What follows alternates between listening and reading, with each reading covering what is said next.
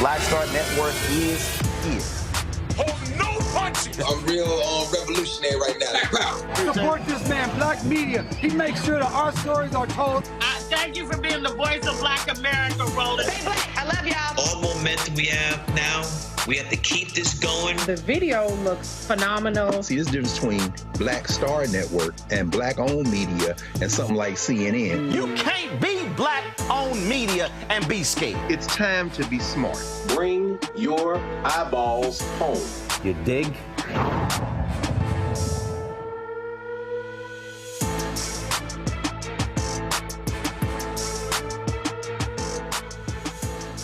Today is Tuesday, August 13th, 2024. Coming up on Roland Martin Unfiltered, streaming live on the Black Star Network.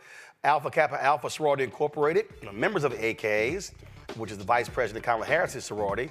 They are launching their own political action committee. We'll talk with former President Dr. Glenda Glover about that PAC. Also, Democratic Vice Presidential candidate, Minnesota Governor Tim Walz, speaks to AFSCME, making his first solo campaign appearance at their national convention in L.A. We'll show you some of what he had to say. Also, Texas Congresswoman Sheila Jackson Lee's daughter says she wants to finish the job her mother started by completing her congressional term. We'll give the details of what's happened there in Houston. Also, an Ohio cop has been charged with murdering a pregnant Black woman who was accused of shoplifting. The attorney representing the victim's family will be here to join us. Also, in our Marketplace segment, we'll talk to a woman who created an interactive survey for the Harris-Walz campaign that links to donations and provides real-time feedback. That more. It's time to bring the funk. I'm Roland Martin Unfiltered on the Black Star Network. Let's go. He's got it. Whatever the miss, he's on it. Whatever it is, he's got the scoop, the fact, the find. And when it breaks, he's right on time and it's rolling. Best believe he's knowing. Putting it down from sports to news to politics. With entertainment just for kicks, he's rolling. It's on go, roll, y'all. It's Roland Martin, yeah. Rolling with Roland now.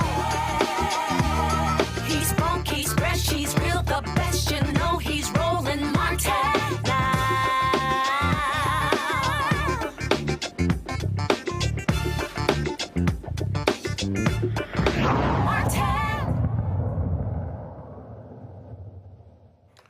So a lot of people, when you hear about nonprofits, they assume that they cannot be involved in politics. Now, organizations cannot endorse candidates as an organization, but they can be involved in public policy issues.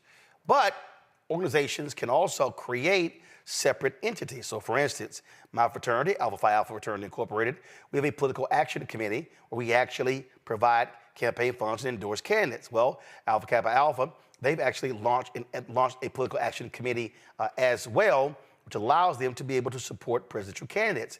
That was recently started, and you're seeing more Black organizations create political action committees to be able to help candidates.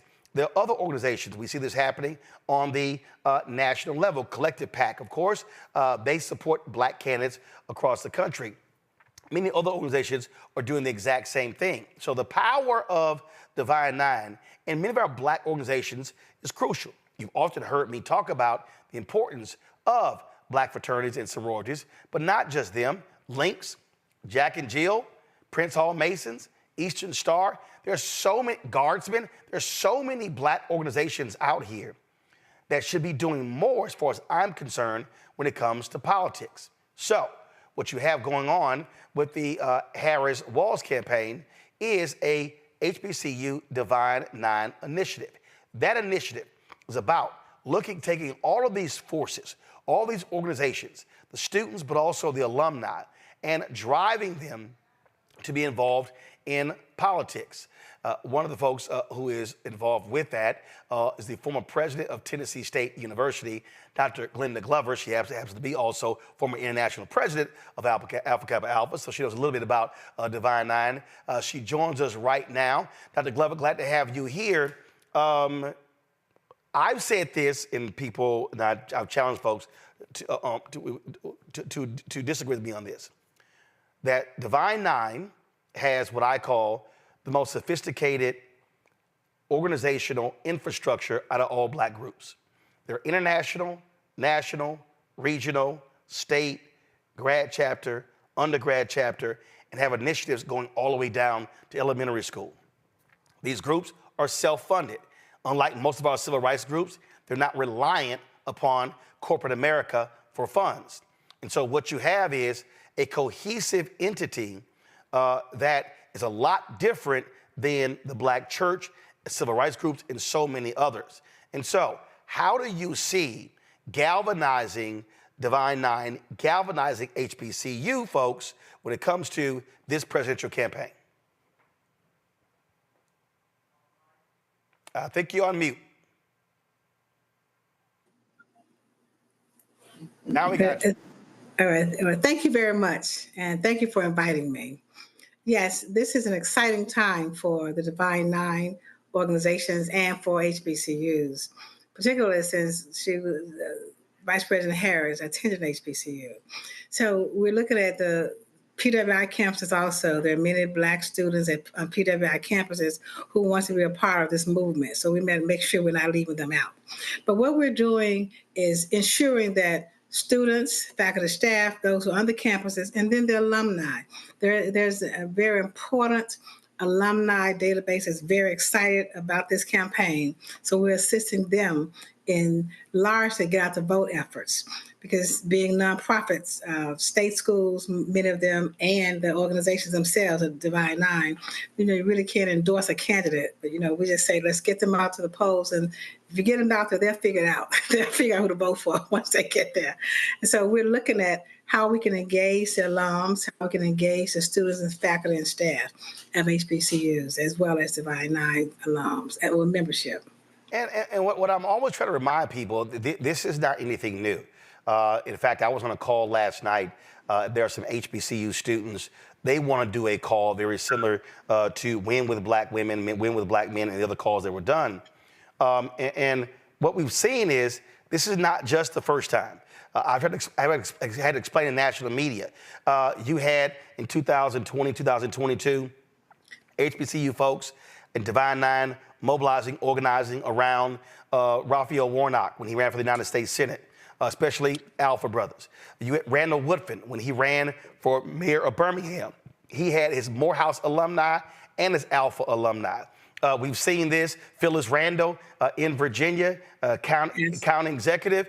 She's a Delta, again, tapping into that organizing infrastructure. And so you've always had this. Now the theme, though, is just keep impressing upon folks how to truly maximize all of this energy and power that we have, or what I say is unused power. Well, you said something, I think 2 or 3 weeks ago on your show, when you said that this is an election where you are competing with the sofa and the TV about getting out to vote. And that's absolutely true. So we're mobilizing. We want to do a massive voter registration and a voter mobilization, voter engagement effort to ensure that individuals go out to vote. So we're starting with the students. Tomorrow night, we're meeting with students across the country.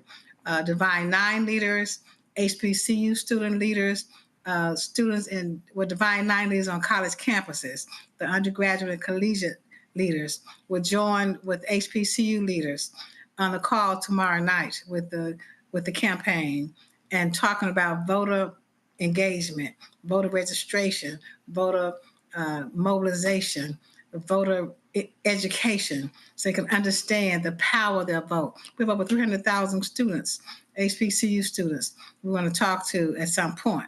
Right now, we're starting with one phone call with them tomorrow night and laying out the agenda to them. And we're going to have a massive voter registration day. National Voter Registration Day is on September 17th.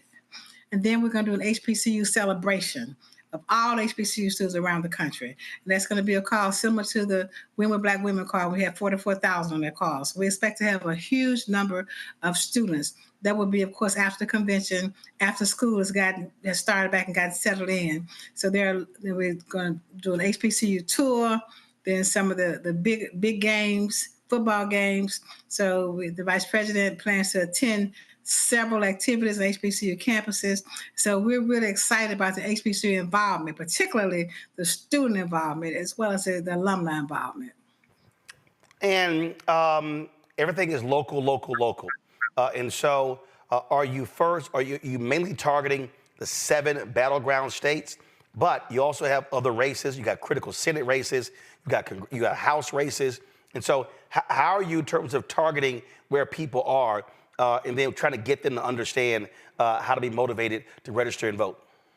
Of course, the 7 battleground states are very, very important.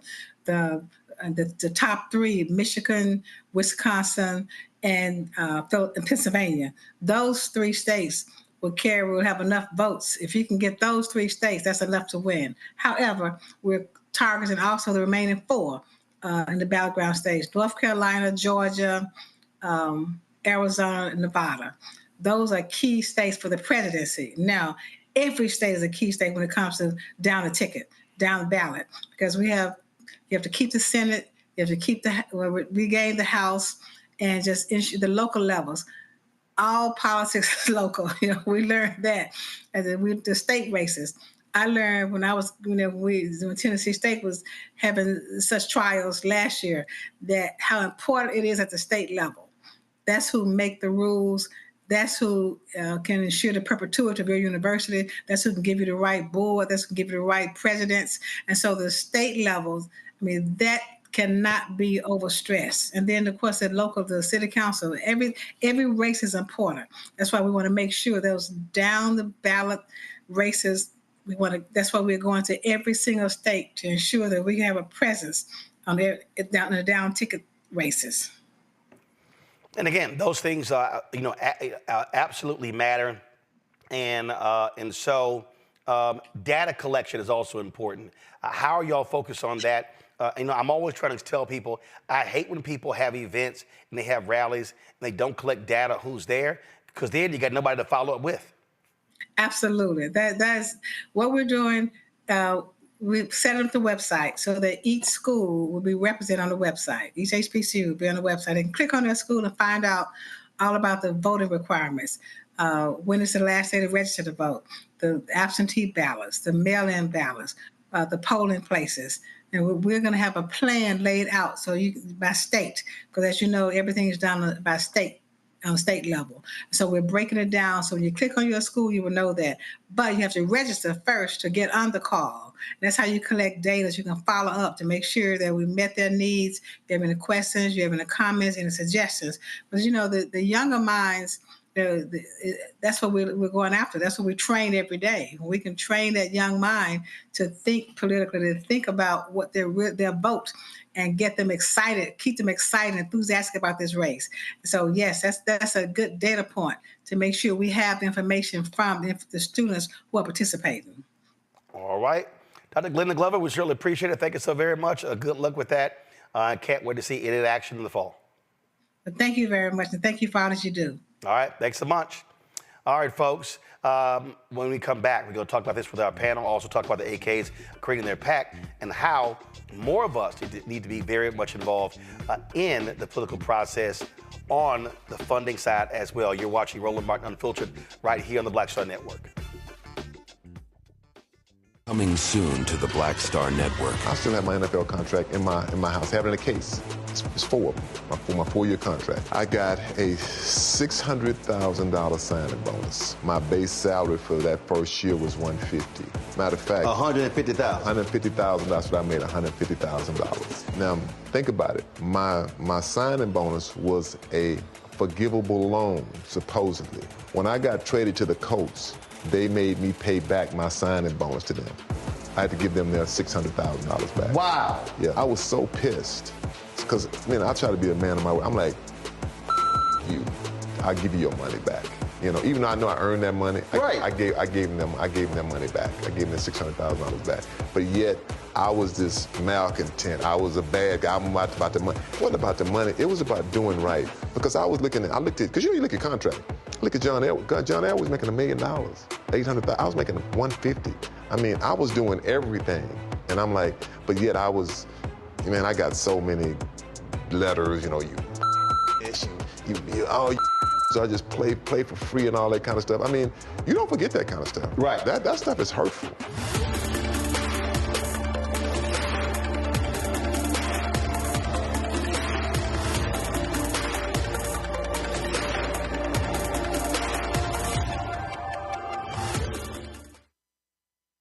When you talk about blackness and what happens in black culture, we're about covering these things that matter to us, speaking to our issues and concerns. This is a genuine people-powered movement. There's a lot of stuff that we're not getting. You get it, and you spread the word. We wish to plead our own cause.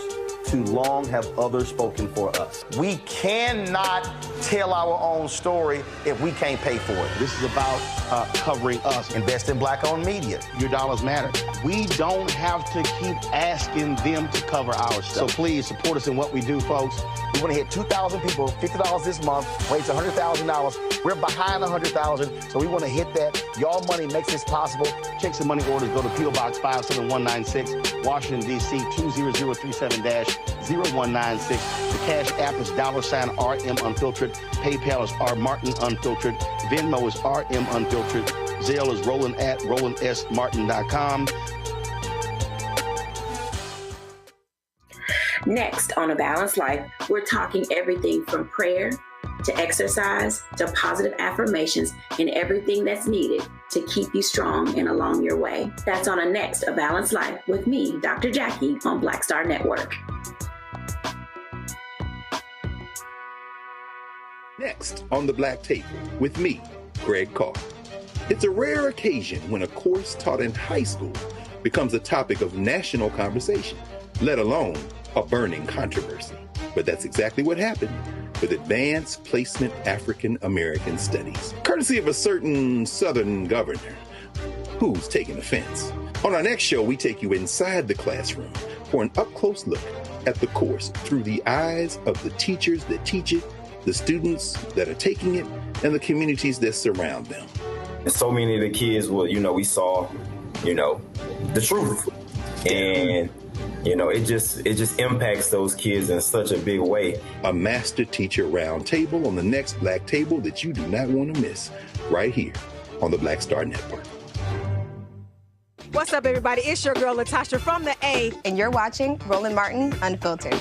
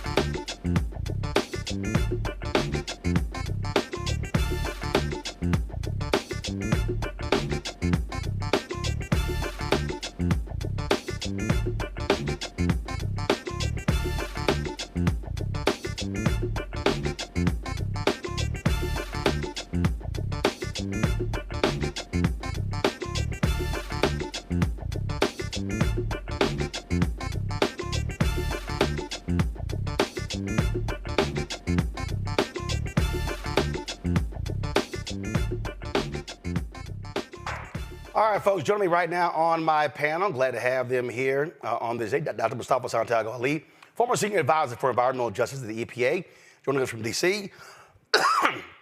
Nola Haynes, Georgetown University School of Foreign Service, joining us from D.C. as well. Dr. Larry J. Walker, assistant professor, University of Central Florida, joining us from Orlando. Glad to have all three of you here. Mustafa, I want to start with you. 2008 probably was the first major effort where African Americans began to bundle dollars, began to create political action committees. And that was with, of course, the election of President Barack Obama. You saw smaller efforts in different cities where you had Chicago, Atlanta, and others. When you talk about really, really engaging the political process, understanding PACs, how money is important, you begin to really see that in 2008.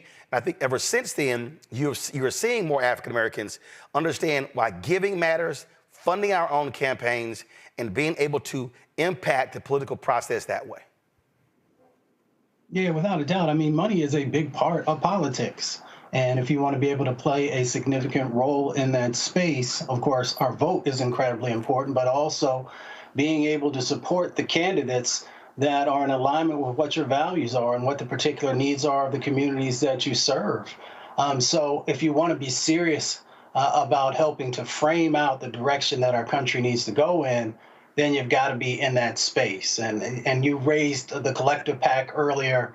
You know, the great work that Quentin and Stephanie has done and others has been incredibly important in supporting Black candidates, because often, if you take a look historically for folks who come from our communities and run, they had a difficult time in being able to have the dollars that were necessary to be able to mount a real campaign. So this gives us an opportunity to not only level the playing field, but to also make sure that candidates understand what our North Star looks like and what we expect from them, and also to be able to hold folks accountable. So for folks who are out there who have big organizations that they're a part of, they should definitely give consideration to starting a PAC or becoming a part of one and supporting it. You know, on that particular point there, Nola, listen, money is access. And the ability to be able to get in front of candidates and speak to the issues. And that's why, and look, that's why people actually give.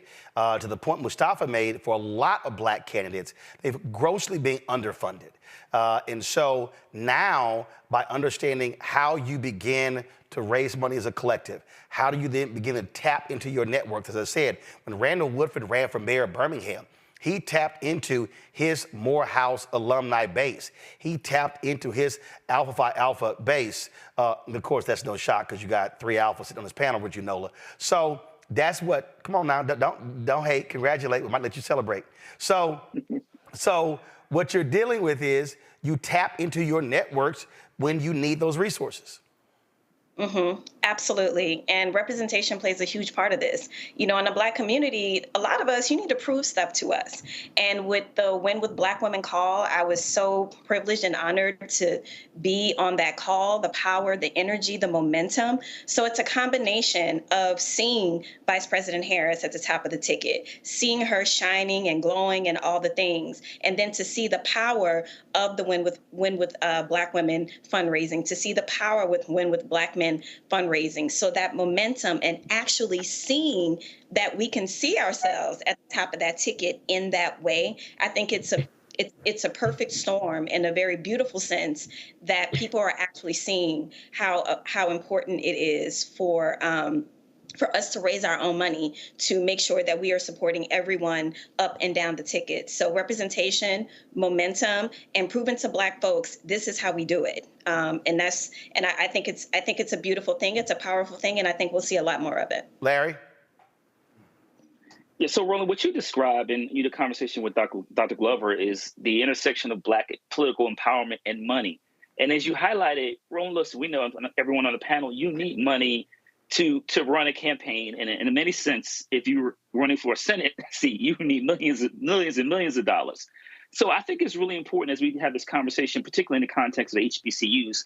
Obviously, we know how many of the states you highlighted earlier are really important. I must note that North Carolina has the most HBCUs out of any other state in the country. And so making sure you tap into that network of HBCUs, but obviously, Roland, we discussed the importance of Divine Nine to make sure that people feel like this is an opportunity to get VP Harris in, also make sure we control the Senate, switch the House, so we can get bills focused on law enforcement to address some of the issues related to law enforcement, and through the George Floyd Policing Act to address issues that have plagued the Black community for generations.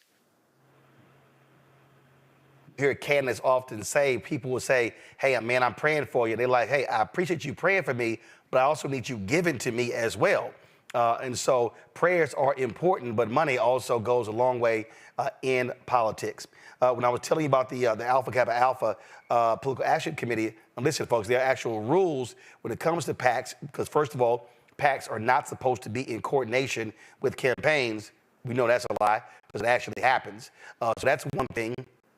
Also, the AKA PAC, they will be accepting donations up to $5,000 from members of the sorority and their families to support, again, federal campaigns and political parties. And so it's an unusual venture for the sorority, but again, it's no shock there are other groups that actually have the exact same thing. Got to go to a break. We come back, we're going to talk about this shooting in Ohio, where a cop has been charged in the death of a pregnant black woman who was accused of shoplifting. Shocking and stunning video.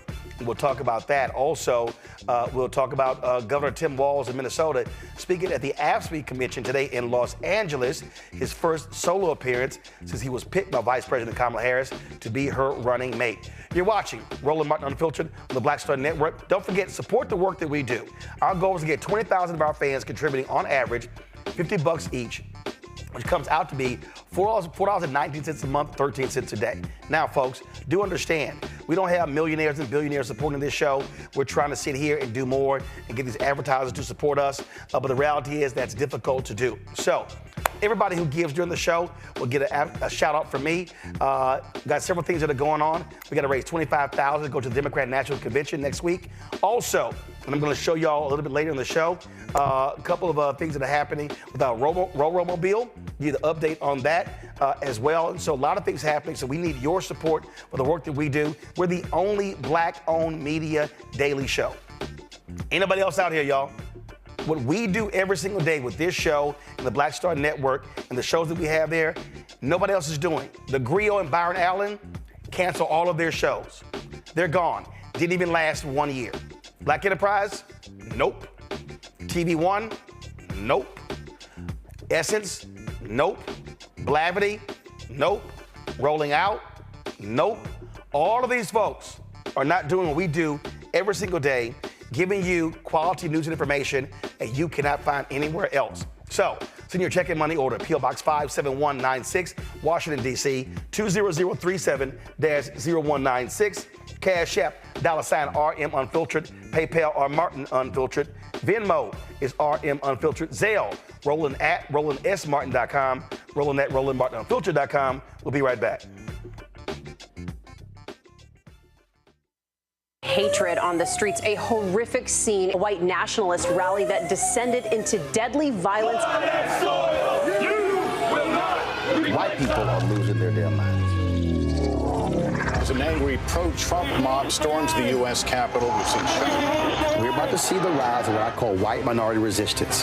We have seen white folks in this country who simply cannot tolerate black folks voting. I think what we're seeing is the inevitable result of violent denial. This is part of American history. Every time that people of color have made progress, whether real or symbolic, there has been what Carol Anderson at Emory University calls white rage as a backlash. This is the rise of the Proud Boys and the Boogaloo Boys. America, there's going to be more of this. Here's all the Proud Boys, guys. This country is getting increasingly racist in its behaviors and its attitudes because of the fear of white people. The fear that they're taking our jobs, they're taking our resources, they're taking our women. This is white fear.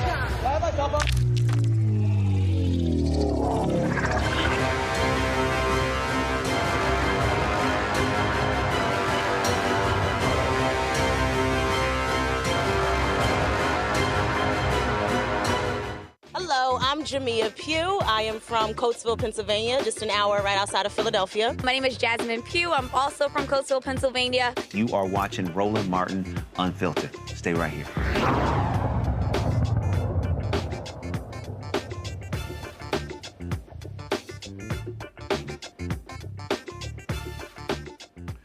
An Ohio grand jury indicted the white Ohio cop who killed a black pregnant mother who they suspected of shoplifting last year. That cop was indicted on a murder charge.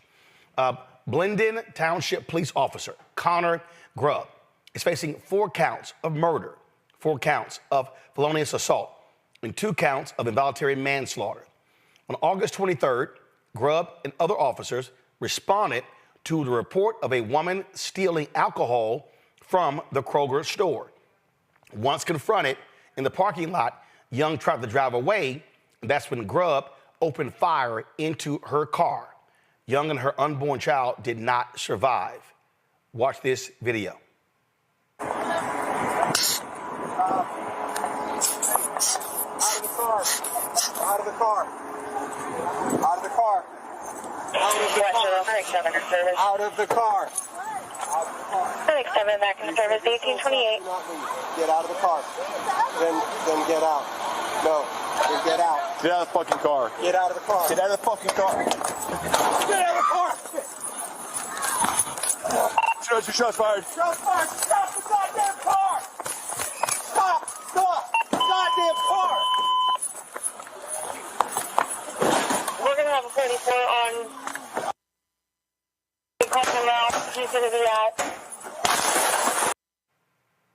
Folks, here's a second angle of that stunning, shocking shooting.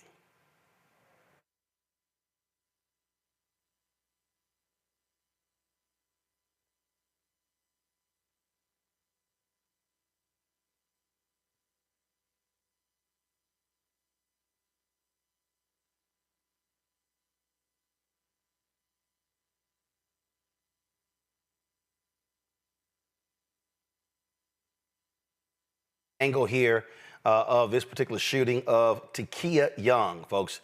She was 21 years old when she was confronted in Blendon Township, which is near a suburb of Columbus called Westerville. Joining us right now is Sean Walton, the attorney for the family. Sean, glad to have you here.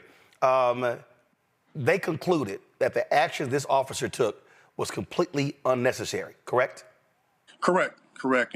And he's now indicted on 4 counts of murder, 4 counts of felonious assault, and 2 counts of involuntary manslaughter. So they saw what we just saw in that video. What was crazy here is that car starts moving and they just instinctively start firing. It's not like they were in danger. Yeah, and so, having this case for a year now, what we've come to understand is that this was totally unnecessary. Connor Grubb goes in front of that car, and he draws his weapon and points it at Takia as she is sitting still. A store employee came out and said that, she was stealing alcohol. At that point, Connor Grubb came over, stepped in front of her car, and pulled the gun out and said, "Get the F out the car." So, for us, this is a clear example of what comply or die looks like for Black Americans. There's no way that this petty theft should have resulted in his gun coming out, let alone him firing the second her car barely moves. And, again, when you slow it down, you'll see that she moves her steering wheel all the way to the right until it locks to try to make sure that she moves away from him but does not hit him as she's in fear of her life, as this gun is pointed at her. She was pregnant. She's already the mother of a 6- and a 3-year-old, and that child was due just 3 months later. Yep, November. Yeah, and so, what we have here is a family that's devastated, by this act of police violence. We have Takia, who was pregnant, and, she would have been the first girl. She had 2 boys already. Those boys have lost their little sister, and they've lost their family, off this act of unnecessary brutality. And so what we know about Connor Grubb is that he's a combat veteran. And I've had a lot of cases like this where we have these military veterans who have, served our country, but they've also been treating Black and brown people as enemies. And then they're placed in our communities. And so they turn a Kroger parking lot into a combat zone. And so we can't have that. That's why these murder charges are so important, not just for Takia, but for her unborn child, because that was a life that was lost. I'm curious. There were protests and things along those lines. Did any of these rabid pro-life people, did they join y'all? Because they always, pro-life. And so here you have an officer not only killed her, but also killed her unborn child. Just curious. No, not to the extent that we would have thought. I mean, you would think that they'd be out there pushing, for support for this family, and it just didn't happen. And we've spoken very much about, how Takia's unborn daughter had a right to life. And so, again, what we see is that there are different rules for Black and brown people in this country. But at the same time, our hope is that through, pushing accountability here, we can ensure that the Constitution and the laws of this country work for Black and brown people as well. It won't bring Takia back, but, the video is one of the worst that you'll see. And it's a shame that it took this long to get an indictment. That process has to change. But he's now facing the fate that he should be facing, and that's a jury that he has to answer to. Well, one of the things that we always say listen, getting the indictment is one thing, but the conviction is necessary. And then after that, what is the sentencing going to be? So there's a whole lot more work and focus that needs to happen on this case. Yeah, absolutely, man. And I think that as we look at these systemic issues, I'm all about trying to figure out how we get radical change, right now, because even the conversation around whether she did anything that warrants her death here is not a conversation that should be normalized in any way. And so we have to really look at why Connor Grubb felt that he could pull his gun out in that scenario and cuss at this young girl because she looks young, and demand that she exit the vehicle, or else he was going to do exactly what he did. It didn't matter if she drove off. It's important to point out that that gun came out and the car was not in motion. He had no fear for his life. He just felt like he could be a bully with that gun, and that's what we see far too often. Indeed. Sean Walton, we surely appreciate it. We'll keep watching this case. Absolutely, Frat. Appreciate all the work you do. All right, bro. Thanks so much. All right, I'm going to go back to our panel. Larry, I want to start with you. I mean, this is the thing that we keep seeing over and over and over again. Accused of shoplifting. That's not enough to kill somebody. And that's what drives me crazy with these stories. The actions of these officers.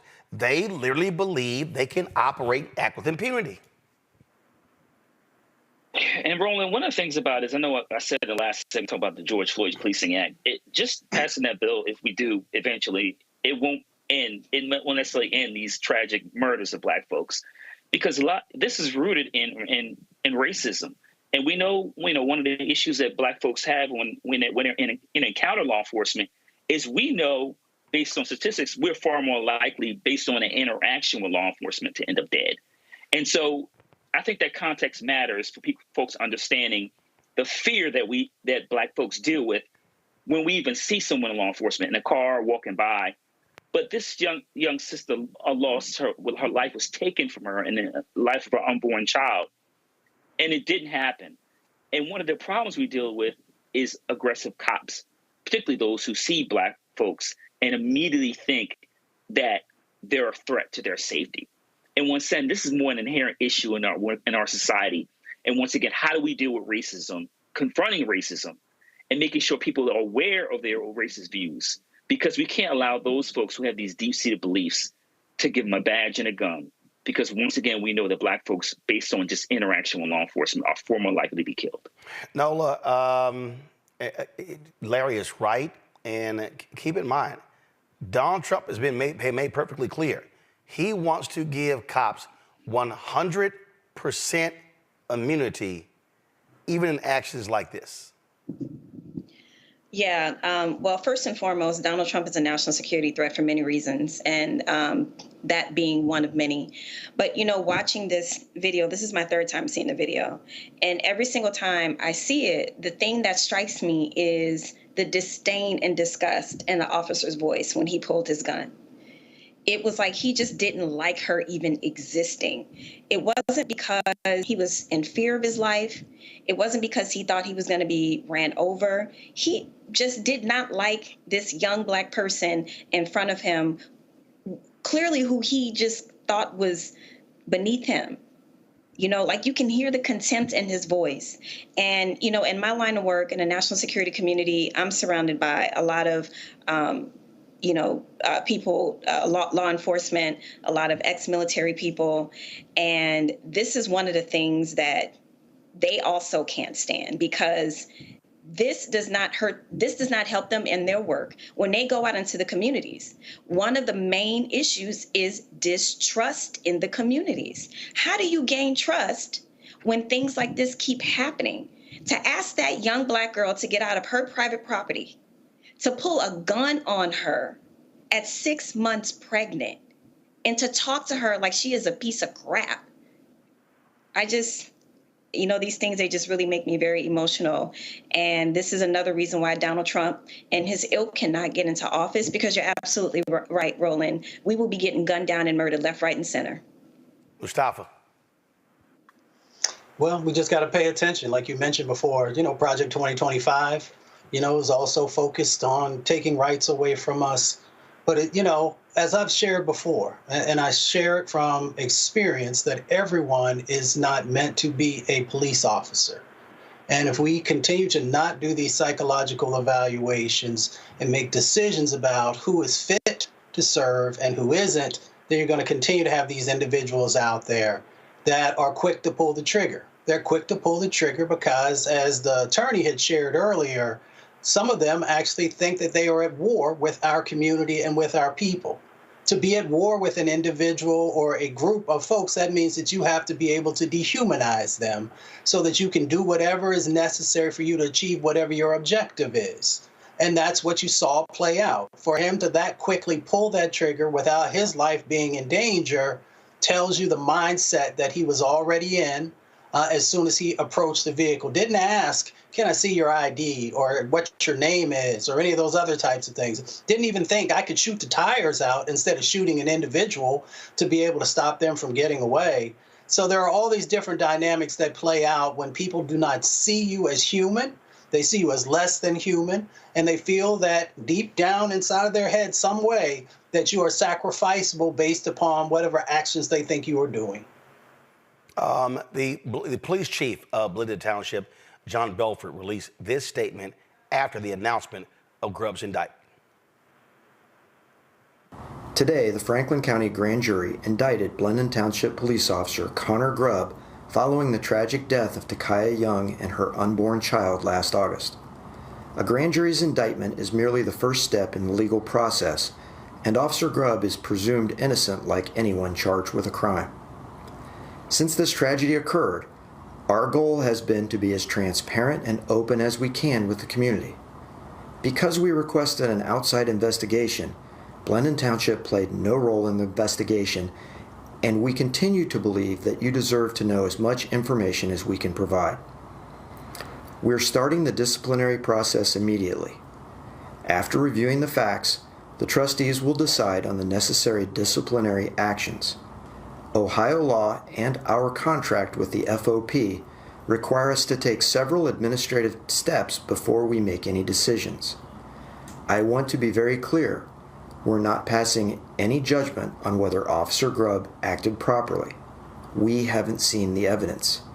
However, since people who've been indicted may not legally possess a firearm, the indictment against him leaves us with no choice but to immediately begin the disciplinary process. Finally, I also want to address why we're now disclosing Officer Grubb's name.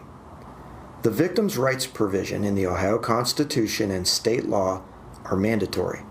The law doesn't leave law enforcement with any choice on whether or not to redact the names of potential crime victims unless the victim agrees to it.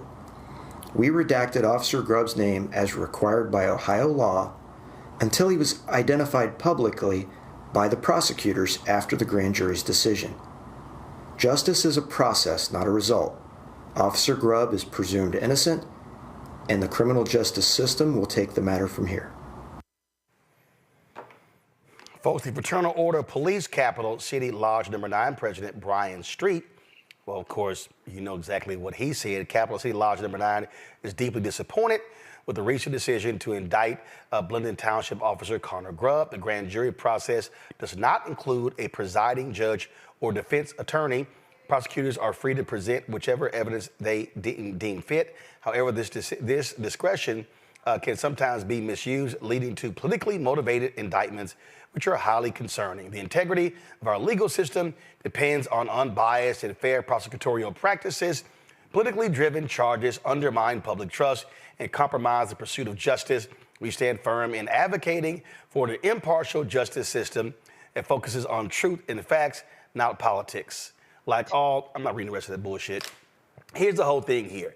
When you see that kind of crap like that, what they're saying is, oh, we want the DA to do this in our cases, prosecute. Oh, as one of us, oh, the system is unfair. This is not impartial justice. Shut the hell up. Yeah, so, I want to say two things, and something that Mustafa said, something I thought about also, about why not shoot out her tires if you thought that there was a level of danger. But two quick points on what you just said, Roland. The man reading that statement, it was so dry. It was so impersonal. There was no sort of authentic engagement with the community, a community that is reeling from yet another senseless Black death. And that's part of the problem, right? And then you go to the statement that you were reading, something, again, that is impersonal, and making sure that the goal of the statements are to say, that the officer is not yet found guilty. So we need to make sure that, we're not prosecuting him in the eyes of the public. Not too much on the Black girl who was killed, but making sure that this officer isn't prosecuted in the eyes of the public. And we all saw that video where he put that gun on that young Black girl because he just didn't like her. So, this is maybe an issue that I should just stop right here talking about, because I might get myself in trouble. But this has got to stop. This has got to stop. And hopefully it will, but unfortunately it hasn't. All right, folks, so tight 1 second, going to a break. We come back. Minnesota Governor Tim Walz talked to AFSCME, the National Convention in Los Angeles, in his first solo appearance, is being picked as the VP running mate with Vice President Kamala Harris. We'll show you some of what he had to say next on Roland Martin Unfiltered on the Black Star Network. Next on A Balanced Life, we're talking everything from prayer to exercise, to positive affirmations, and everything that's needed to keep you strong and along your way. That's on a next A Balanced Life with me, Dr. Jackie, on Black Star Network. On the next Get Wealthy with me, Deborah Owens, America's Wealth Coach, Black Americans have 1/10 the wealth of their white counterparts. But how did we get here? It's a huge gap. Well, that's why we need to know the history and what we need to do to turn our income into wealth. Financial author and journalist Rodney Brooks joins us to tell us exactly what we need to do to achieve financial success. You can't talk about why we are, as Black people, where we are, unless you talk about how we got here. Bridging the Gap and Getting Wealthy, only on Black Star Network.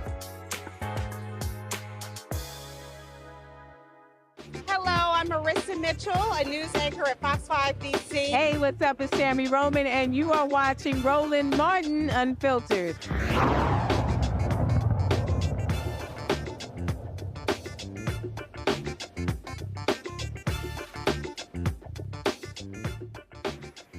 All right, folks, today in Los Angeles, Minnesota Governor Tim Walz actually was speaking at the AFSCME Commission, the American Federation of State, County, Municipal Employees. This was his first solo speech since he was picked by Vice President Kamala Harris to be her running mate on the Democratic side. Of course, you see right there him embracing Lee Saunders. Lee, of course, my alpha brother. He is the president and CEO of AFSCME. And of course, the cable networks did not cover this. No shock. If Donald Trump was speaking, they would. But that's why we have Black-owned media. And when you own it, you can do what you want to do. So here is some of what he said. We also live streamed his speech on the Black Star Network. So if you want to see the whole speech, go to our YouTube channel or go to the Black Star Network app. Let's roll it. You can tell a lot about people in their personal lives. He spent a decade stiffing service workers from dishwashers, waiters, and carpenters on his own properties to enrich himself. As president, he cut overtime benefits for millions of workers, and he opposed any effort to raise the minimum wage. That's all you need to know. You don't have to ask twice. We know who they are. A guy who goes to Mar-a-Lago, and this is a direct quote, he sits there and tells his friends, "You're rich as hell and we're going to cut your taxes." I believe him when he says that. But he also turns around and tells workers their wages are too high. I keep bringing this up. Who do you know who's asking to cut taxes on billionaires while stiffing working people? I don't know anybody. And I'll tell you what, I think there's a lot of people think that they're on his side or voting for him, that when you put it to them like that, they start thinking things differently. This is where we need to talk to our neighbors. We need to engage. And I'll tell you, his running mate, I don't know if that was a value add to this campaign or not, but he's one of 4 senators, 4, that has never cast a vote on a pro-worker bill in his life. Not once. A stop clock's right twice a day. This guy can't get it right once. Not once for workers. And by the way, these guys are even attacking me for my record of service. And I just want to say, I'm proud to serve my country, and I always will be.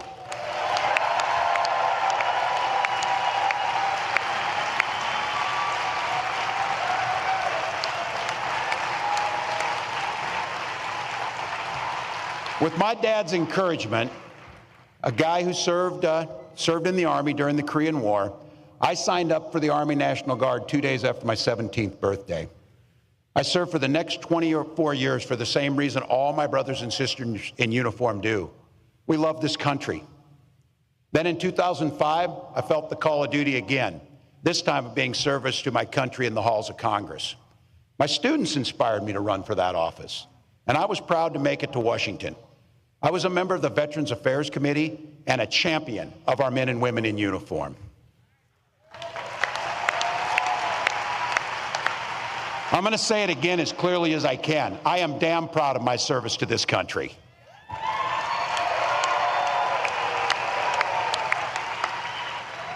And I firmly believe you should never denigrate another person's service record. To anyone brave enough to put on that uniform for our great country, including my opponent, I just have a few simple words. Thank you for your service and sacrifice.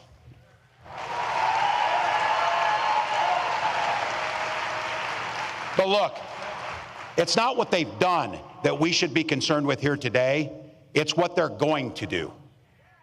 One of the clear goals of that Project 2025 to-do list is to put the screws to working people, making it harder for us to collectively bargain, allowing employers to drastically cut overtime or even eliminate it. And make no mistake about this, Donald Trump and J.D. Vance want to eliminate Ask Me and all public sector unions altogether. Hell, they're even going after the 40-hour work week. Someone was joking and said, what's next, child labor? Oh yeah, that's in there too, by the way. Reducing the rules around our children, putting them into dangerous jobs again. The folks who came before us spilt blood and treasure and spent their lives working to give us dignity and safety in our workplace so you can simply do a good day's work and go home to your family safely at night. Project 2025 will take all that away. It'll also repeal what you worked so hard for, the Affordable Care Act and its protections against pre-existing conditions, and they'll gut Social Security and Medicare. I said this too. Look, I guess you can't blame them if you're billionaires.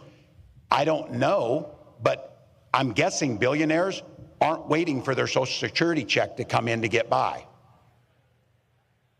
But I know people who are, like my mom, who depends on her entire retirement on Social Security benefits that she earned, by the way, and that we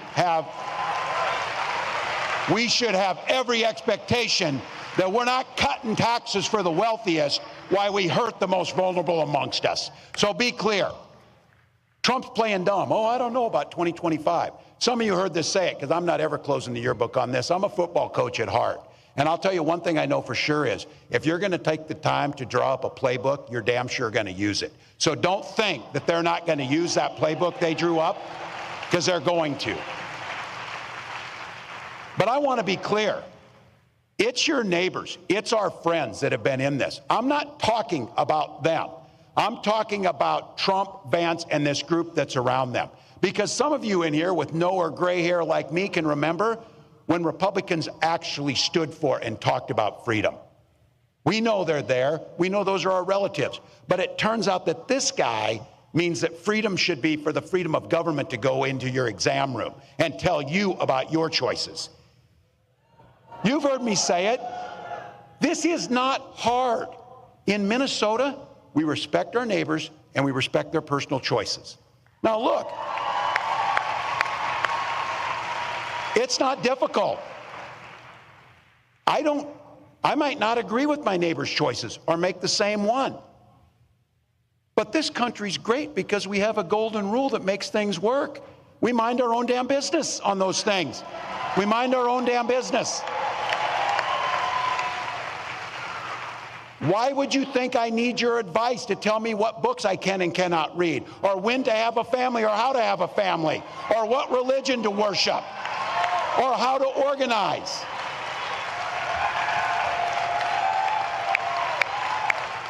You stay in your lane and I'll stay in mine. That's not that difficult.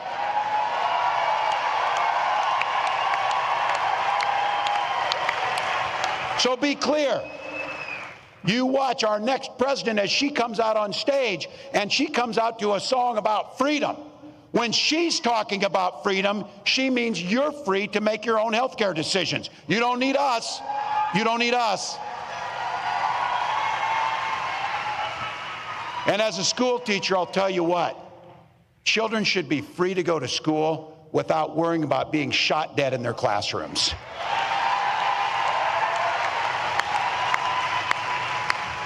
Education should be a ticket to the middle class, not crippling student loan debt.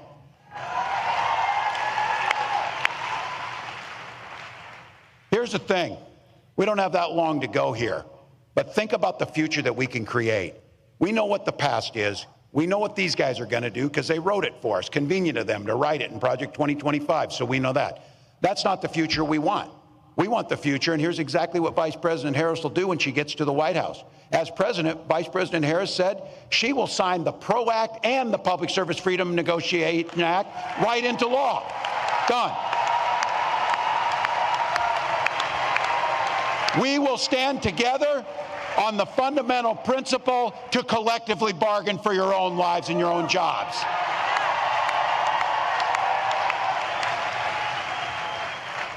And we believe in fairness. That's what we believe in. That's why corporations can start paying their fair share, and that's how it works.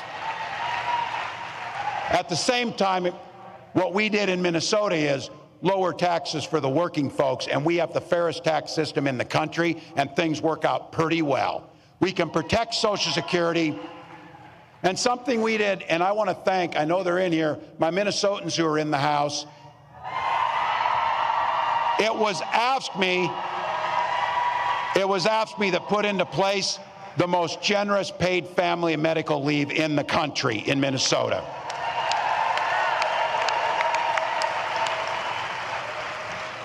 We're investing in our public schools, and it's, yeah, I'm a little biased on this one, but I think you're probably with me on this. How about we give our teachers a long overdue raise for the work that they do?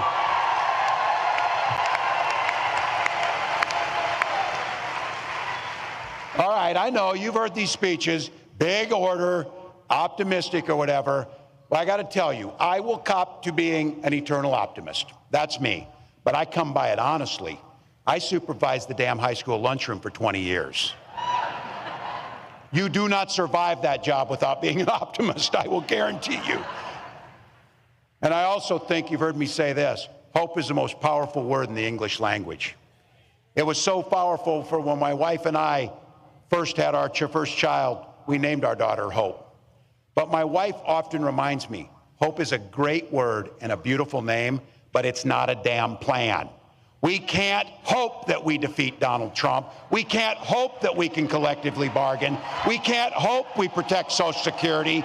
We can't hope that we address climate change. You don't hope to win. You plan, prepare, and work to win.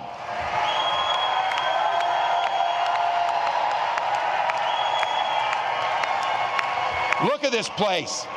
This place is filled with people who like hard work. These are people who get up and enjoy hard work and know how to get it done. So what do you think? A room full of 1.4 million AFSCME members, and this room here, how many voters do you think we could turn out in an hour? How many friends can we bring to the polls? We got over 4,000 people in this room.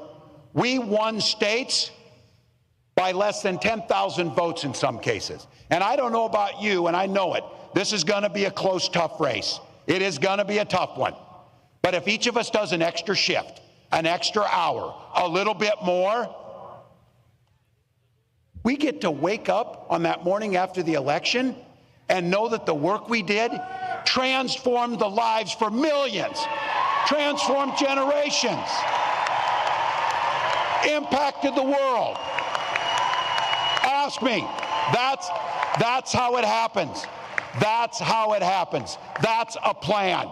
That's how the hope turns into the reality, turns into improved lives. It's just like that. We organize, we donate, we volunteer. Look, I've been around you people. I know the jobs you do. I know what this president does, because I thought you had to register to vote in Minnesota. You were out there so much for me because you were living there. You turn elections. You turn lives. You negotiate contracts. You press legislatures to do the right thing. We know how to do this. We've got 84 days to take control of our own destiny. 84 damn days. And I've said this, you hear me say this. That's easy. We'll sleep when we're dead. We'll do the work now. We'll do the work now.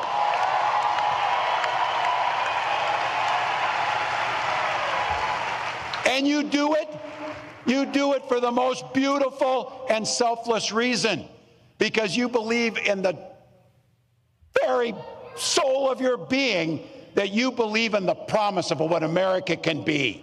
You believe we can all enter the middle class. You believe we can all have dignity. You believe we can all thrive. But you know what? We got to fight.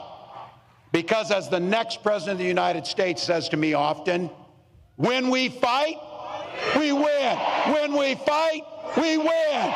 When we fight, thank you. Ask me. I think what you're seeing here, Larry, Governor Tim Walz is driving these Republicans crazy because they're so used to pigeonholing Democratic nominees. And so here you have somebody, veteran, they're trying to swift boat him. It ain't working. Listen, loves guns, loves to hunt. Oh, damn, a little hard to hit him on that one. Then, of course, teacher, coach. When you talk about that sort of resume, and he is coming off in many ways as just a regular guy. They can't try to hit him with, oh, he's a East Coast, West Coast, Hollywood elite. None of that stuff works. And that's why I think this pick was awesome. I know so many people wanted Josh Shapiro, the governor of Pennsylvania, but I love how by Vice President Kamala Harris picking him, it's driving them up the wall. Yeah, everything they throw at him, it doesn't stick. And he reminds me of the guy, a person you're in line at the supermarket and they're behind you and you start chatting. Next thing you know, you're outside talking to him for half an hour. He's charismatic. And Roland, you're right. He checks a lot of boxes off: teacher, military vet, et cetera. And I think the reason why they're having a hard time, anything that they throw at him is not working is because the reality is he's authentic. Some people are just like that. And it's rare to find a politician sort of like that. But he's just being who he is. And so I think the public sees that. So the trouble in terms of trying to swift voting and all these other, allegations they're trying to make against him is not working, is that he's authentic. And then on top of that, he's charismatic. And he comes across as kind of an everyday man who happens to be a governor of a state and maybe possibly in the next couple of months, Vice President of the United States. And so in contrast with J.D. Vance, who is a venture capitalist who doesn't come across as authentic. And then that's why you got all the memes about dolphins and couches and everything else, because there's a lack of authenticity there, and people pick that up right away. Another thing here, Mustafa, that you're seeing, again, I talk about the contrast, how when you listen to Governor Tim Walz, when you listen to Vice President Harris, they totally sound different. What they're focusing on, what they're engaged in, is the language they use. They are offering absolutely hope, optimism, energy, as opposed to this drab, oh my God, America is going to hell, everything is awful. I mean, you've got Republicans putting out, of course, They're already going to the racist meme. Trump put out, this was America under Trump, and this is America cities under Vice President Kamala Harris. And we see the racist game they're playing. Yeah, it's an old playbook. And folks are tired of it. And folks have seen it before. And people appreciate that, both Vice President Harris and Governor Walz are bringing a message that resonates with folks and that folks are hungry for. People are tired of all the anger that comes from the right. And they're tired of people talking about how nothing can get better unless I'm the individual who does it. That's not how America should work. It is about we the people. It is about us coming together and believing in someone. And when you look at Vice President Harris and Governor Walz, those are individuals who receive that information and want it to actually be a part of how they're going to move forward. The other thing about Walz is that he has a track record. He has a track record not only as a governor, but also as a representative and, of course, as a football coach, and all these things that people can actually see themselves reflected in. We all talk about representation matters. Now you have an individual who he's not rich. He didn't get his money in Silicon Valley or on Wall Street. They say he doesn't even invest in stock. He is an individual who they talk about, you need to pick yourself up by your bootstraps. Well, he's an individual who's been able to do that, along with Vice President Harris as well. So the reason that their message is resonating is because it is about hope, it is about joy, it is about a better day today and in the future, and that's what people want. And unfortunately, the other side has not been able to figure out that since you have no policies to actually hold people's attention, then you should be able to hold them with something of value, and they haven't been able to find that. So, Nola, this is a graphic the Trump War Room put out on their social media. And again, you see import the third world, become the third world. On the left, your neighborhood under Trump. On the right, your neighborhood under Kamala.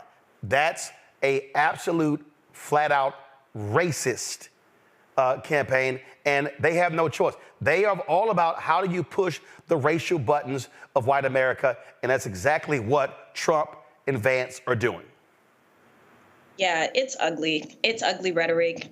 It's been ugly from day one. It will continue to be ugly. But under a Trump-Vance regime, they will absolutely enact it. I like to remind people that the first National Security Act of Trump's presidency was the 2017 travel ban that was followed up by the 2020 travel ban, right, where he called African countries assholes, right? So, I mean, the proof is in the pudding. This isn't just rhetoric. This, floating around Project 2025 isn't just something that those on the left are doing for propaganda's sake. It is a very real document. I've been in rooms, very important rooms, where it was talked about in a very serious manner. This thing is real. It exists. And I just want to say a few things, about Coach. The one thing that I love about Coach, first of all, hope is here. I want to start there. Yes, I'm Team Hope. I'm all about it. And Coach is relatable.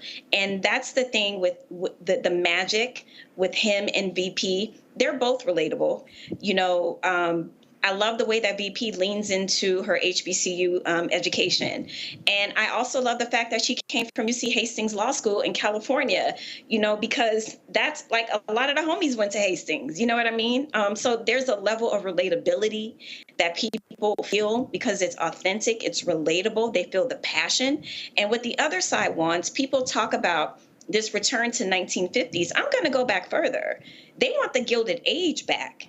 They want to live in these fantastical mansions where just a few families prosper, and to live that Aristotelian ideal where you have to step on the backs of the underrepresented in order for you to live that ideal life that requires free labor or paying little to nothing for that labor. Let's be very clear about this vision. It's not just in return to the 1950s where, you had clean white suburbs and Black people weren't allowed. This is something completely different. The way that rights will be stripped away from women, wanting us back in the kitchen barefoot and pregnant. Vance already said it. This is something grotesque. It is something perverse, and it is not going in the right direction. This is not progress. And I'll just say, I think about Project 2025 through three lenses: as a woman, as an educator, and as a national security expert. And that document, make no mistake, is destabilizing to the entire country. It is a national security risk, just like Trump. I don't know that much about bans. I saw something about a couch. I don't know. But, all I'm saying is, we gotta do what needs to get done, and hope is here, and I couldn't be more excited. Indeed. All right, folks, hold tight 1 second. But before we go to the break, Cincinnati, I will be with you on Thursday at the Black Family Reunion. That's right. I will be in Cincinnati. Of course, the Black Family Reunion celebration was founded by the National Council of Negro Women in 1989 to celebrate and recognize the strength of the African-American family throughout the nation. I'm going to be at, here's the location. I'm going to be at Corinthian Baptist Church, 1920 Tennessee Avenue in Cincinnati. The event begins at 7 o'clock, so I look forward to being in Cincinnati again on Thursday for the Black Family Reunion. So look forward to being there. I'll broadcast live the first hour while I'm there, and then, of course, then I go speak, which will also carry on the Black Star Network. All right, folks, got to go to a break. We come back more on today's show. Don't forget, support us in what we do as well by joining our Bring the Funk fan club. Send your check and money order to P.O. Box 57196, Washington, D.C., 20037-0196. Cash App, $RM Unfiltered. PayPal, R Martin Unfiltered. Venmo is RM Unfiltered. Zelle, Roland at RolandSMartin.com. Roland at RolandMartinUnfiltered.com. Let me shout out Justin Blakeney, Michelle Cheek, Deidre Swindale, Arnold Tillman, William McKinnon, Martha Johnson, Claudia Douglas Smith, Celia Richardson, for all giving or doing today's show. If you want to support us as well, folks, please join the Bring the Funk fan club. Again, Cash App, $RM Unfiltered. PayPal, R Martin Unfiltered. Venmo is RM Unfiltered. Zelle, Roland at RolandSMartin.com. Roland at RolandMartinUnfiltered.com. And yesterday, y'all saw me wearing the t-shirt yesterday. Says, my black job is voting. You can actually order that shirt. You can get a 10% discount by using the promo code Roland. Go to DaciasDesigns.com, DaciasDesigns.com to get your shirt. My black job is voting. And again, some of the proceeds coming back to Roland Martin Unfiltered to help fund the initiative that we're doing. Go to the website or use the QR code right there on the right side. They have a shirt in multiple colors, all the Divine 9 colors and other colors as well. So if you want to get your My Black Job is Voting shirt, go to DaciasDesigns.com, DaciasDesigns.com. We'll be right back.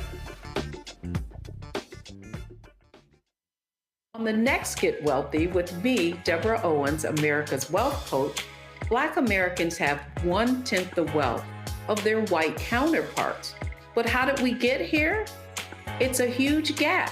Well, that's why we need to know the history and what we need to do to turn our income into wealth. Financial author and journalist Rodney Brooks joins us to tell us exactly what we need to do to achieve financial success. You can't talk about why we are, as Black people, where we are, unless you talk about how we got here. Bridging the Gap and Getting Wealthy, only on Black Star Network.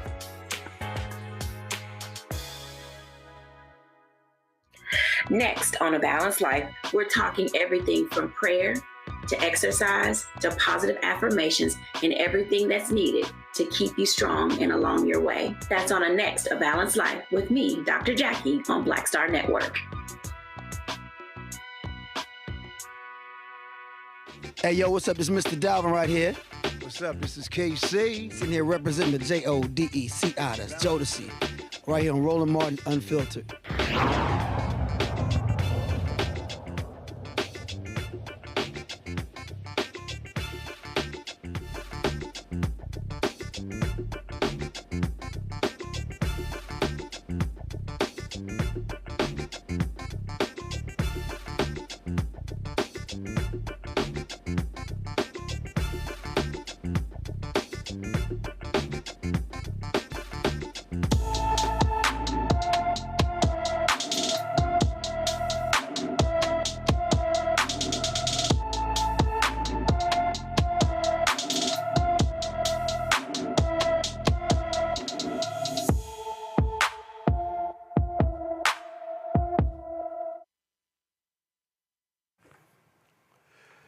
Charlicia Hurd has been missing from her Auburn, Alabama home since June 28th. The 16-year-old is 5 feet 4 inches tall, weighs 120 pounds with black hair and brown eyes. Anyone with information about Charlicia Hurd should call the Auburn, Alabama Police Department at 334-501-3100, 334-501-3100. Folks, the daughter of the late Congresswoman Sheila Jackson Lee wants to complete her mother's congressional term. Erica Lee Carter posted on social media announcing that she wants to finish what her mother started. Now, of course, Congresswoman Sheila Jackson Lee passed away 3 weeks ago, and her daughter announced she wants to finish her term. So let me explain what's happening in Houston. So there are going to be actually 2 elections. There's going to be an election to finish the term of Congresswoman Sheila Jackson Lee, which ends, the 118th Congress, which ends in January, before the new Congress is sworn in. Then you have the new 2-year term. Now, Sylvester Turner, former mayor of Houston, he announced that he was running. Now, what's interesting is that the children of Congresswoman Sheila Jackson Lee announced they were endorsing him for the seat. Well, now the daughter is running. So, again, that's what's going on there. Now, the way what's happening is the precinct chairs in Houston, there are 88 precinct chairs. They in the district, they will determine who is going to actually be on the ballot to run against the Republican running. So Mayor Turner posted this just yesterday on his Twitter page that he's already got 30 endorsements from Congressional District 18 precinct chairs. So he is almost halfway to garnering all the votes necessary. He also, of course, he's already been endorsed by the Houston Chronicle as well. And in the interview with him, he also gave an interview where he said that he wants to be a transitional leader. He does not want to serve in Congress more than 2 terms. He wants to be a bridge between his generation and the next generation. The reason I think this is interesting when you look at this, and so, you know, again, people were texting me, Nola, like, oh my God, what's going on? I thought the children endorsed what's going on. And so I haven't reached out to Mayor Turner, but his focus is really on the 2-year term, not the final 3 months or whatever. But that's really not going to be, the decision is really going to be up to those precinct chairs. But I do think it is smart. He's hugely popular, 2-term mayor. Before that was in the Texas legislature for 27 years. And I do think it is important to be able to have someone with this experience. As he said to the Houston Chronicle, he already knows all the political players at HUD in the various departments to bring resources back to the district. And what it does is it allows for the grooming of the next generation. I'll be honest, there were many people who were very critical when Congresswoman decided to run for mayor of Houston. Several younger folks dropped out. Chris Hollins was one of them. She ended up running, losing by 30 points to now Mayor John Whitmire. You know, a lot of people were problematic with that. And I do think it is important for one generation to set up the next generation when it comes to public office. I agree with you. You definitely know more about this particular race than I do. I will say, you know, when she died, that a lot happened that weekend, and I'll never forget it because I was outside with a lot of people that knew her, and it was a profound moment, you know, for the community. And it was the same weekend that POTUS decided to not run and then endorse VP. So that in and of itself was a historic moment.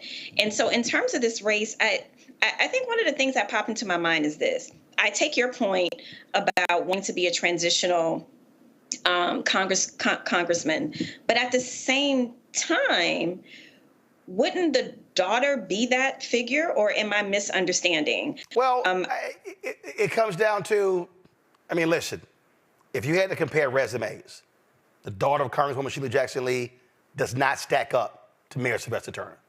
It doesn't. Okay, so then in that sense, she's basically running on the legacy of her mom, right? Yeah. Well, and remember, she's not running for the you got to remember, she's not running for the 2-year term. She only wants to serve out the remaining of her term left, which essentially is now through January?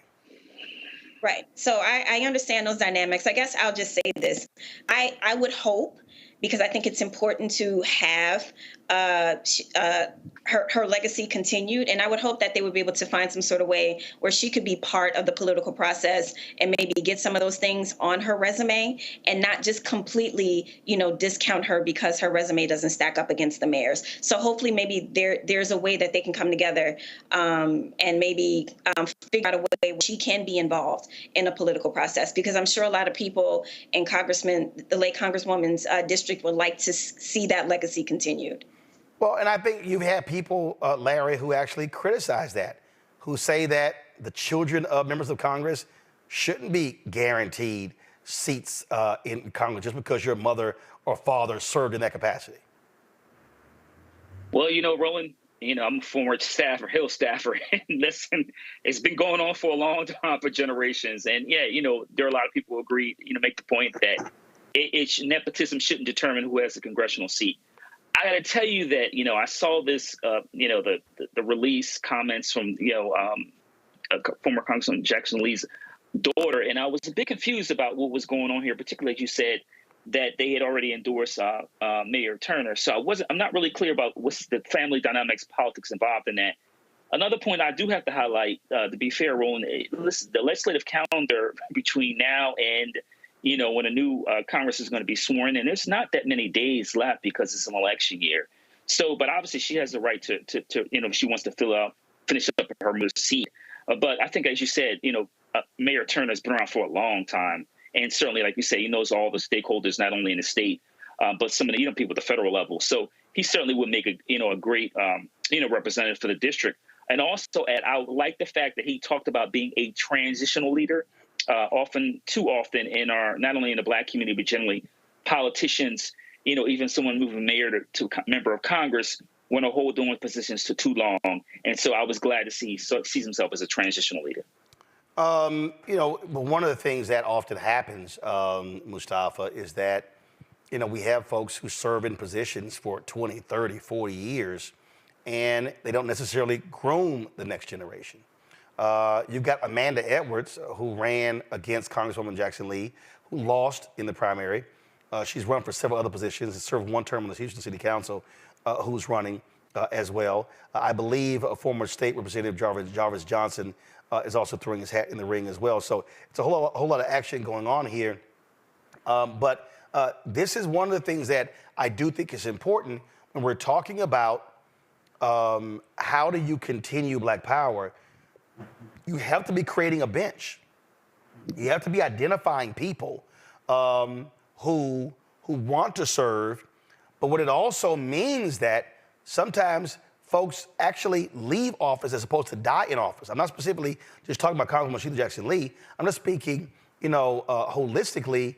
That's also one of the problems because, listen, she passed away at the age of 74. A lot of times when they say, hey, wait your turn, sometimes that person is going to be in their 50s before they can actually serve. A lot of times you want younger leadership but here's the other deal. Congress, as Larry knows and Noah knows, it's all about seniority. So seniority matters.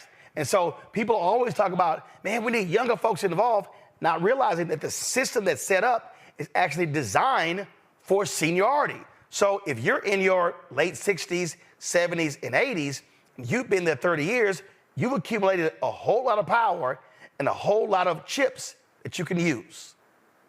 Well, you hit on the head. It is about systems change. And we know how difficult systems change is just in everyday life, let alone on Capitol Hill, where, as you said, time equates to power. I used to work for, John Conyers, who was chairman of the Judiciary Committee.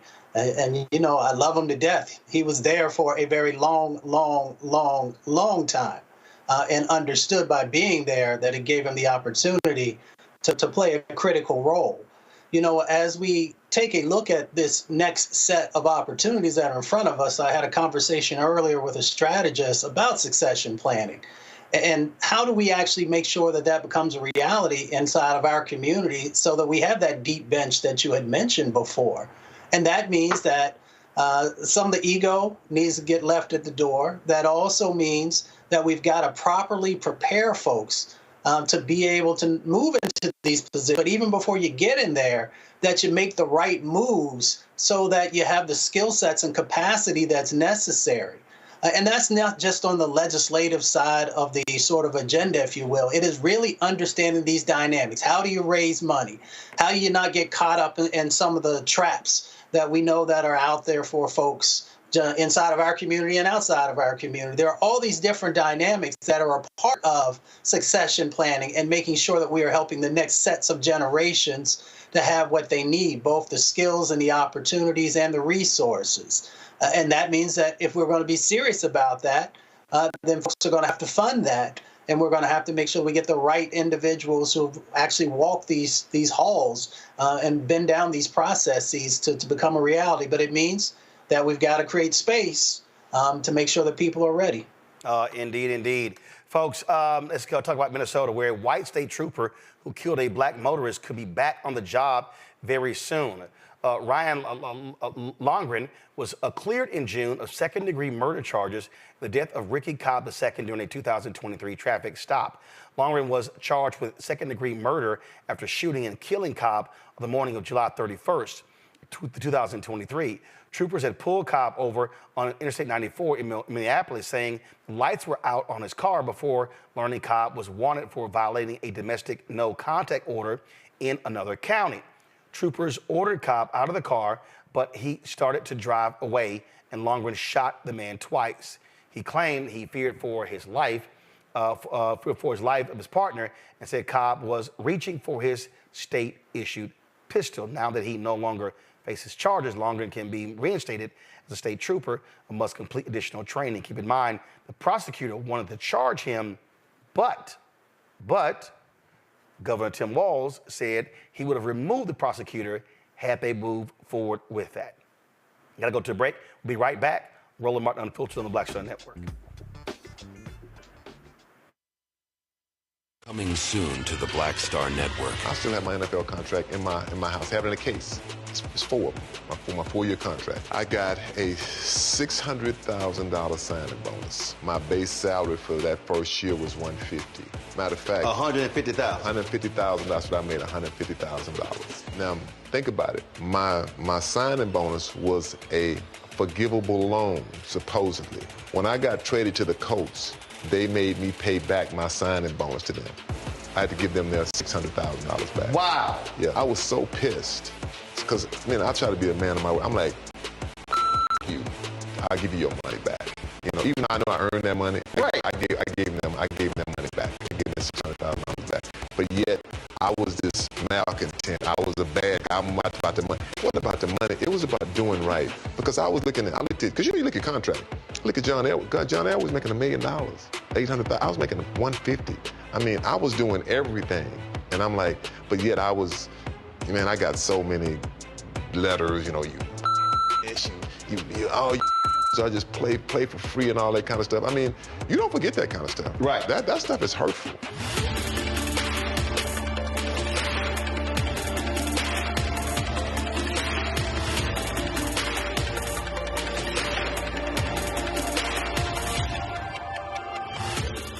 What's good, y'all? This is Doug E. Fresh, and you're watching my brother Roland Martin Unfiltered as we go a little something like this. Hit it.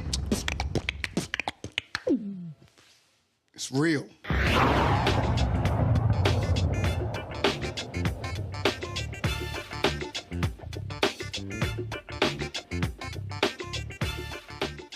Yusef Salaam, a New York City councilman wrongly imprisoned as a member of the Central Park Five, now called the Exonerated Five, has been invited to speak at the Democratic National Convention next week in Chicago. He was one of the teens targeted by Donald Trump, who took out newspaper ads in 1989 calling for New York State to bring back the death penalty after a group of Black and Latino teenagers were arrested and accused of raping a white woman in Central Park. They were later cleared by DNA evidence and a confession by the perpetrator. And the city paid a settlement of more than $40 million for their wrongful imprisonment. Since then, they've been called again the Exonerated Five. And remember, in the last election, Donald Trump doubled down and said he did not regret actually doing that. Speaking of the next week's Democratic National Convention, while that's going on, Vice President Kamala Harris and Governor Tim Walz, they're going to leave Chicago and go to Milwaukee. Go to my iPad. They've already announced that they plan a rally in Milwaukee on Tuesday. Not sure what time. Now remember, the schedule is President Joe Biden speaks on Monday. Former President Barack Obama speaks on Tuesday. Bill Clinton on Wednesday. Vice President Harris speaks on Thursday. But according to the New York Times story, Harris and Walz plans, they plan on holding a rally in Milwaukee. Here's why that is important, Mustafa. We saw this here. In 2022, 50,000 fewer people voted in Milwaukee than 2020. Had those 50,000 people voted in 2022, then Wisconsin Lieutenant Governor Mandela Barnes would be now the United States Senator. Instead, MAGA Senator Ron Johnson got reelected. And so it's important for the Harris-Walz campaign to really lock in Minnesota and maximize the voters there, especially the black vote. Yeah, and it also shows that you care by showing up and spending time with folks, which is incredibly important. They also understand that they have, a condensed amount of time to actually hit all the places they need to multiple times.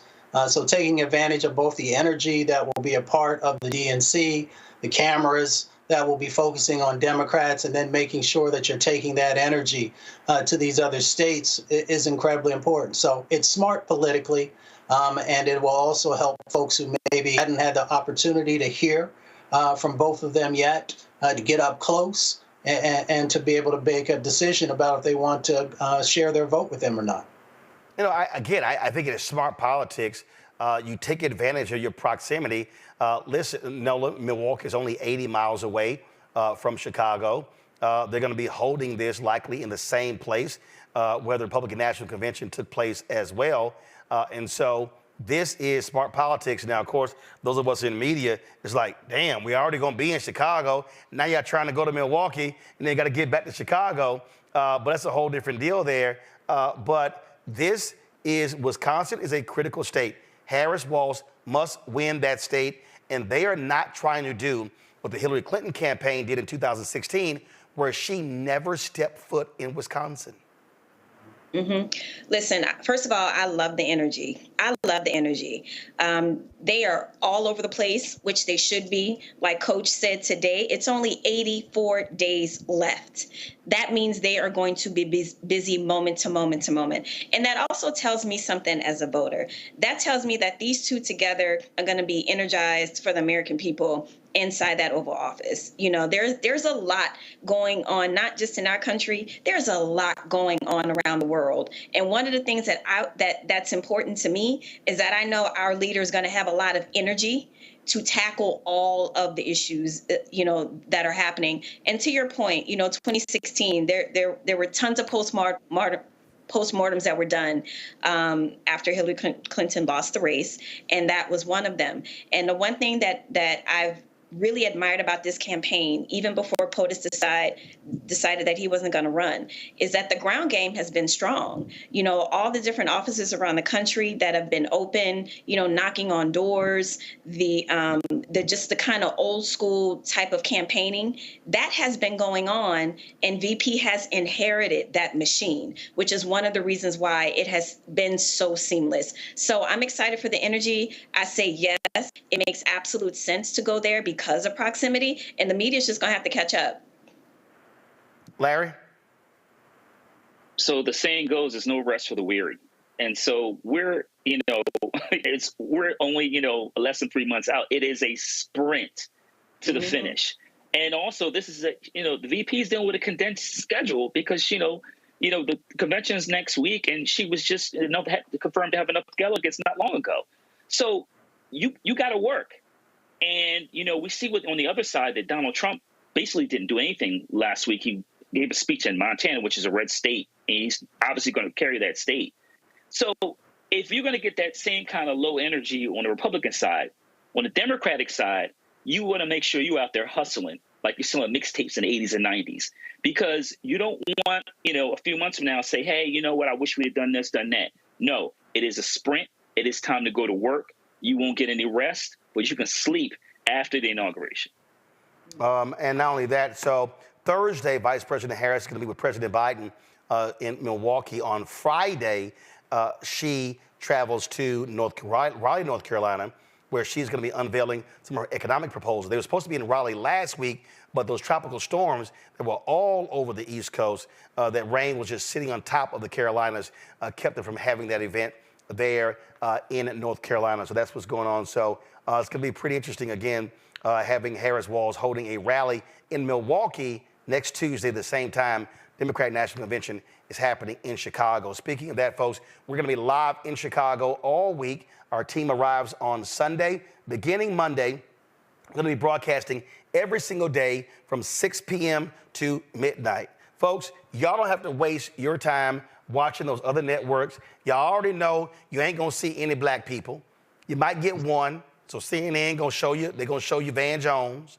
They might throw Bakari on there. So MSNBC, you know, you're probably going to see Joanne Reed. Fox News, they ain't showing nobody black. And ABC, NBC, CBS, ain't going to be no black people.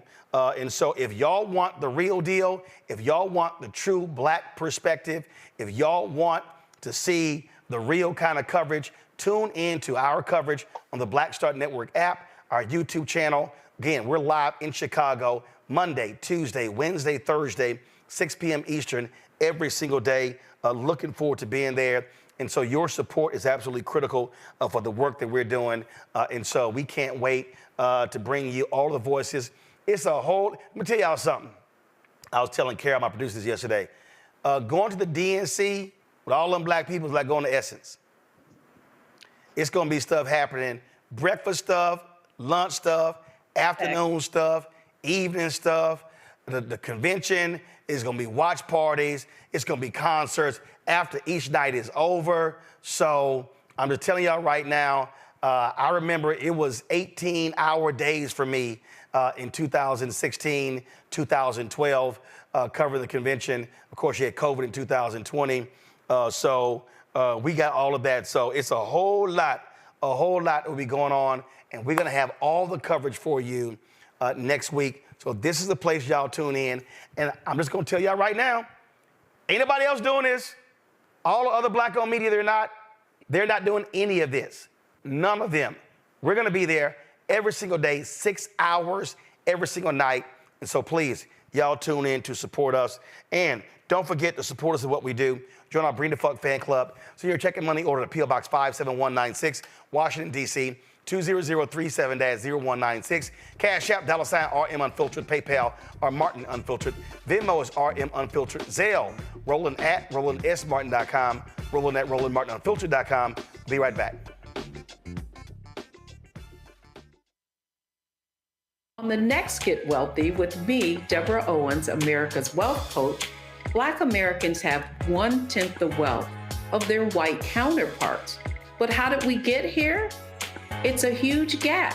Well, that's why we need to know the history and what we need to do to turn our income into wealth. Financial author and journalist Rodney Brooks joins us to tell us exactly what we need to do to achieve financial success. You can't talk about why we are, as black people, where we are, unless you talk about how we got here. Bridging the Gap and Getting Wealthy, only on Black Star Network.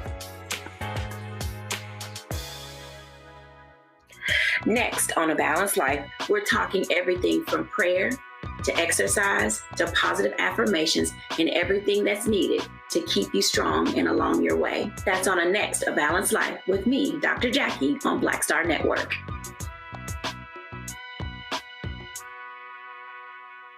Hi, everybody. I'm Kim Coles. Hey, I'm Donnie Simpson. Yo, it's your man Dion Cole from Blackish, and you watch Roland Martin, Unfiltered.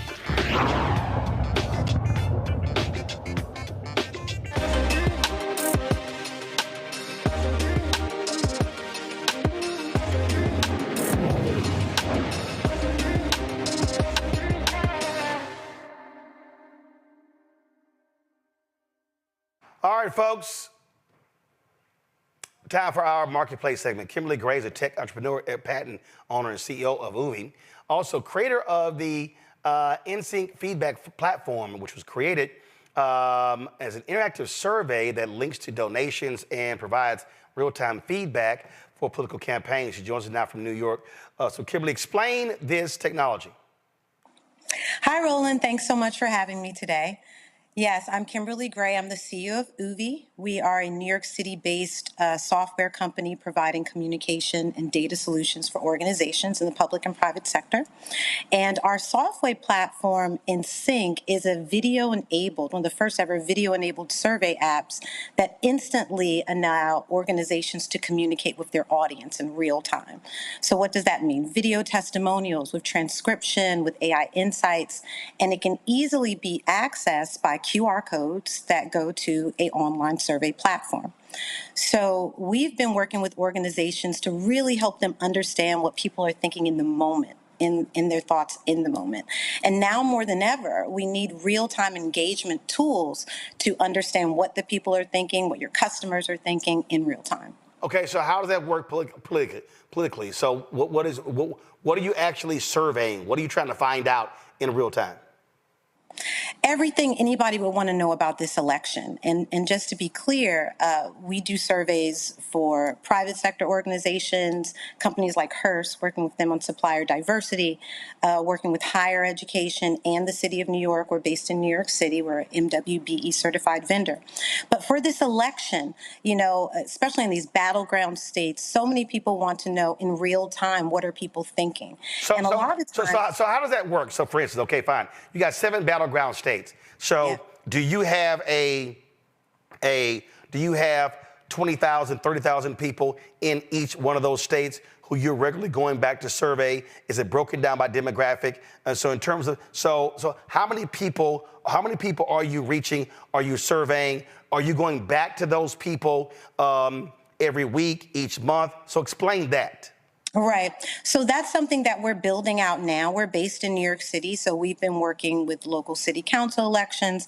So now I think, and that's why I'm here today, is to provide this platform as an opportunity for people to be able to get that feedback in real time. So yes, because it's so easily accessible, it can be deployed just in a link from your website, in an SMS.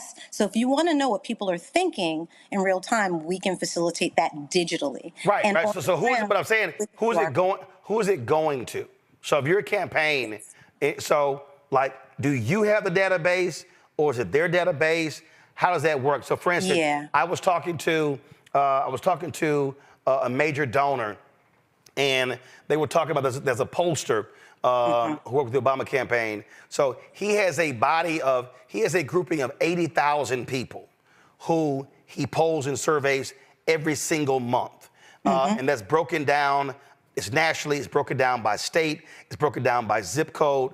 And so that's what I'm asking.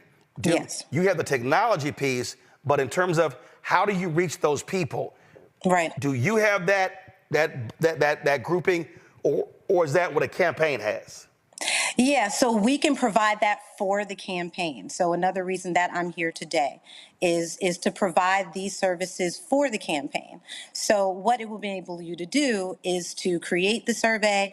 In the back end of our cloud-based platform, you can access all of the responses. Everything's intake only, which is really important because you don't have to worry about disseminating any messaging and worry about people, you know, presenting a lot of the things you deal with comments that you can't control. So this is a very controlled environment that allows you to, in real time, see the responses of people. And from those responses, we take transcriptions and tags for different keywords. So if people are very concerned about, let's say, the Supreme Court decision and the next potential nominees, they can talk about that. If they want to talk about abortion rights, they can talk about that. Because our system allows you with transcription to tag all of these keywords. And it's super simple, it's super interactive.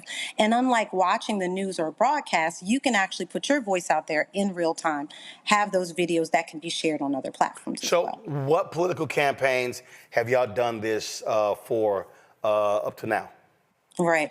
So we recently created one for the Harris-Walz campaign, which I would love to have presented at the upcoming DNC, because again, we're the only platform that actually allows the people to talk about what they're thinking in the moment.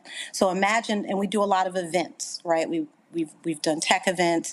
So scanning this QR code in real time, you can actually, provide this information to the campaign directly, because they're the ones who will be able to see the responses.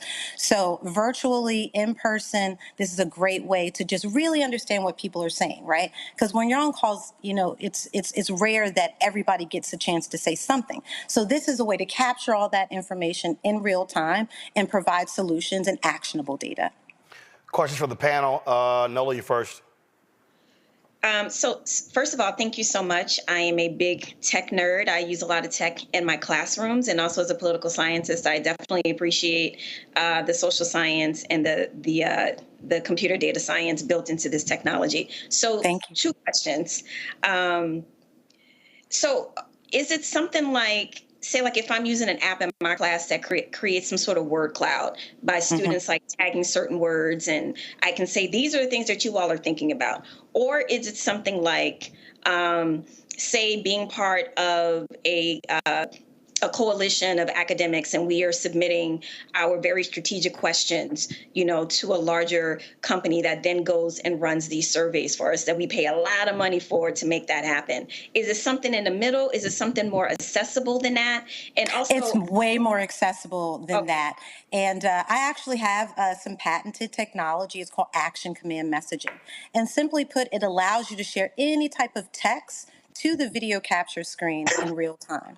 And one of our first customers was actually in higher education with Medgar Evers College. We launched around COVID when everybody was going remote. And at that time, we saw an 80% increase in student engagement using the platform. So to your point, yes, those videos, those text responses do turn into tags or keywords, which you can identify hero words to understand what everybody is thinking or what the most popular answers are. So essentially taking kind of unstructured data, which you find in qualitative surveys, and turning it into structured data, which you have quantitative results for. So if is this like SurveyMonkey? Yeah, well, SurveyMonkey, a lot of the times they use templates to create surveys. Our survey is about 65% response rate, which is extremely high and very engaging. And theirs is around 15%. But I would say the major difference is with SurveyMonkey, they usually do a lot of net promoter scores, which is like, on a scale of 1 to 10, how great are we? Whereas we focus on a lot of short answer responses, which really allows voters or just customers or people in general to really express themselves. And we take that information and utilize AI to simplify it and provide responses for campaigns, for businesses to really understand what people are thinking in the moment. Gotcha. Where can, actually, I'll ask the question later. Larry, you're next. Yeah, so really quick. So I'm a social scientist, so you said 65%. So I need to know how that's happened, why is it so high? And then secondly, what do you do about securing people's personal data? Okay, so with the 65%, that's based on an engagement rate. So if we send the survey, to 100 people, and we get more than 65 people responding, that's very, very high. And then so what's the largest grouping that you sent it out to?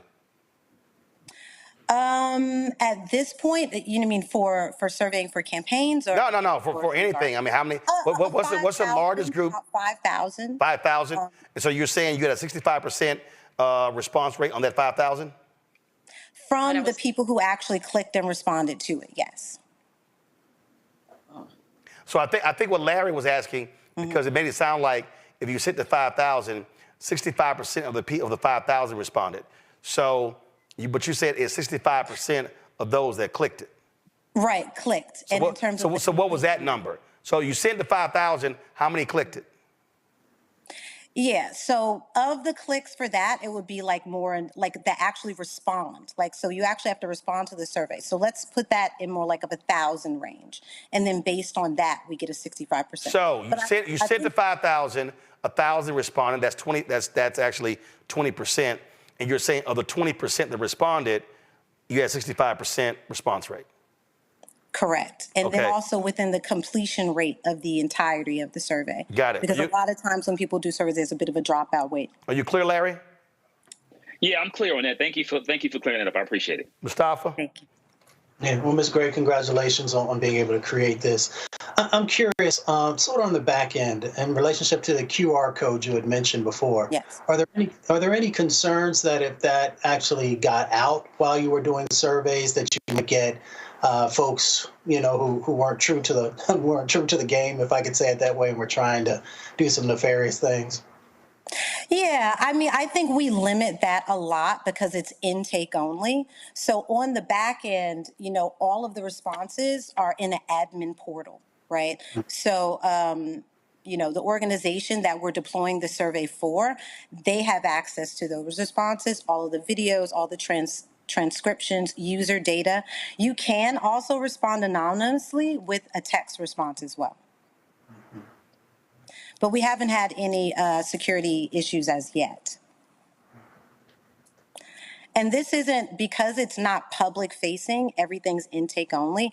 It's a much more efficient way to really get, honest and true data, and not things that are just, people are just trying to show off or make an impression. So this is a new technology. We've been utilizing it in the government sector, working with city agencies here in New York and mostly with higher ed. But I think opening it up just for a feedback tool for businesses, for organizations, to really understand what people are thinking and give them the opportunity to share their thoughts. All right, then. All right, well, Kimberly, we appreciate it. Thanks a bunch. Good luck with the technology. Thanks so much. All right, thank you so very much. All right, folks, that is it for us. Let me thank Larry, Nola, and Mustafa for being with us on today's show. Thank you so very much. Nola, where the gumbo? You keep talking about how you can actually burn, but you ain't never, ever given anybody an opportunity. What? I'm just saying. It's 85 degrees outside today. What are you talking about? That means did you actually bring up the temperature? I did. Are you really from Louisiana? Boy, bye. I'm just saying, because, my grandparents, my Opelousas, we eat gumbo all the time. 100 degrees, 85 degrees. I didn't realize that was an outdoor temperature cap when it comes to eating gumbo. Mm-hmm. Well, thank you for your family philosophy regarding gumbo making, but I'm not making it on 85 degrees and humidity. We're not doing that. Larry, go ahead, chime in. Make sure you're sharing. That's all I'm saying. I would be more than happy to. I don't know about that one, but I'd be more than happy to, Larry. But. So I'm sorry. So what's your temperature cap? When you see me with a nice fuzzy robe, when you see me with some cocoa. You ain't answering the question. What's the cap? Is it 58? Is it 60? Is it 55? What's your temperature? Okay, I'll do you one better. Thanksgiving, Christmas, you got it. You ain't no real ass gumbo person. Cause see, if you a real gumbo person, you can have, listen, my family, it can be 105. I'm happy for your family. You fake. See, I can't. I'm into making gumbo in 85 Mustafa, I'm snatching Louisiana gumbo cards. That's what I'm doing right now. I'm talking a whole bunch of mess, but I ain't never tasted none of your gumbo. First of all, I fix gumbo. I ain't got a problem with it. On Twitter. We have no evidence of you making gumbo. Oh, okay. Mm-hmm. Are there photos? Are there videos? Mm-hmm. Where are yours? Hold up, let me look. Oh, first of all, baby, you can go to hashtag Gumbo Wars. You going to the iPad? Oh, hell yeah, I'm going to the iPad on your ass. I'm going to the iPad. No, hold on right now. I want everybody to see me searching her ass. Go to my iPad. So y'all see, I'm on her Twitter feed. Now I'm clicking media. Okay? And we see you smiling, family photos. We see that photo, some kids, some books. Yes. Lord have mercy. I don't see no gumbo. It was Christmas last year when I called you out. I don't see no. When I called you out. I don't see no. It was Christmas. Look, I'm scrolling. Y'all, I'm already in July. Let me keep going. Let me keep going. I don't see nothing. Matter of fact, I don't see no food at all. I mean, I don't see. Lord have mercy. Hold up. What was that? Was that some food? What the hell was that? Some breadsticks? What? I see a fan. No, hell no. That was a fan. That was an African fan. She ain't got no. I mean, I don't. Leave me alone. I'm waiting for my daddy to send me a text because I know my daddy says she ain't real. We do gumbo any time of the year. All you temperature control Negroes. The only thing that I you are some temperature control Negroes. The only thing I eat 24/7 is red beans and rice on Mondays.